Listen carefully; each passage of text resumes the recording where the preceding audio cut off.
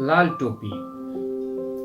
एक छोटी सी कहानी एक इंसान की जो छोटी सी दुकान चलाता और दुकान के बाद अपनी पूरी जिंदगी, अपना पूरा टाइम साधु संतों की सेवा में और दान पुण्य में लगा देता। बीके स्टूडियो से विनोद कुमार एक बार फिर हाजिर हूं एक छोटी सी कहानी लेकर। ये कहानी उस इंसान की जो नियम अनुसार भगवान की भक्ति, सेवा, पूजा पाठ करता और नियम से अपनी दुकान खोलता और दोपहर को बंद कर देता, उसके बाद अपनी दुकान नहीं खोलता।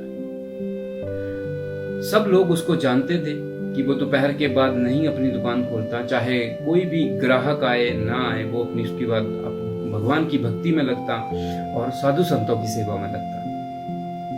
तो पूरे इलाके में हल्ला था, तो लोग उसको मूर्ख कहने लग गए कि कैसा मूर्ख इंसान है, इसको कोई चिंता नहीं है पैसे की, कोई और किसी चीज की कोई चिंता नहीं है, घर परिवार कैसे चलाएगा। पूरे इलाके में हल्ला मचा।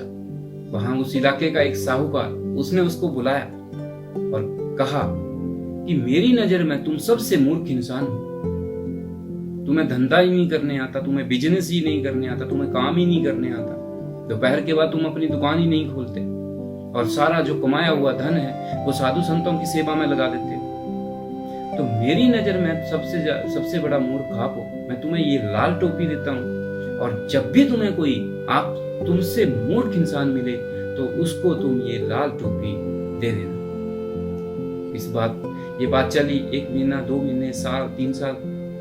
उस 3-4 सालों के बाद जब उसको पता लगा कि वो साहूकार बीमार पड़ा है, बिस्तर पे है, चलता नहीं है, फिरता नहीं है और अभी बिस्तर पे ही रहता है, तो चलो उसको देख के तो आए।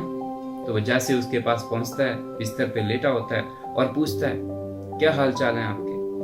तो वो साहूकार बोलता है कि अब तो जाने का टाइम आ गया। तो बोलता है कहाँ जाने का? बोले भगवान के घर जाने का टाइम।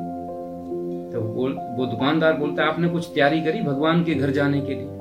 तो वो साहूकार बिस्तर पे पड़ा मुस्कुराता कि क्या तैयारी करनी। तो वो बोलता है कि क्या छोटे से ट्रिप के लिए भी निकलते हैं तो कितने दिन रहना है, कहाँ रहना है, क्या खाना है, क्या पीना है, हम पूरी तैयारी करते हैं, कौन कौन से कपड़े पहने। लेकिन इस ट्रिप का तो हमें सबसे पहले ही पता था, जब हम इस दुनिया में आए, होश संभाली, तो हमें पता था हमें जाना है। तो भगवान के घर के लिए आपने क्या तैयारी करी? अपने दान पुण्य जायदाद का कुछ हिस्सा दान करा। वो साहूकार की आंखों में आंसू आ गए, क्योंकि उसने कभी जिंदगी में किसी को दान नहीं दिया। तो भगवान के घर पे हमारी वही करेंसी चलेगी जब हमने किसी की सेवा में लगाया हुआ, साधु संतों की सेवा में लगाया हुआ समय, दान पुण्य किया हुआ, वो करेंसी हमें कमानी है। छोटी सी कहानी है लेकिन हमें ये सिखाती है कि हमें जब भी मौका मिले, कहीं भी छोटी सा कुछ भी मौका मिले, हमें किसी न किसी की मदद करती रहनी चाहिए। ये मदद भगवान की घर में करेंसी का रोल अदा करे।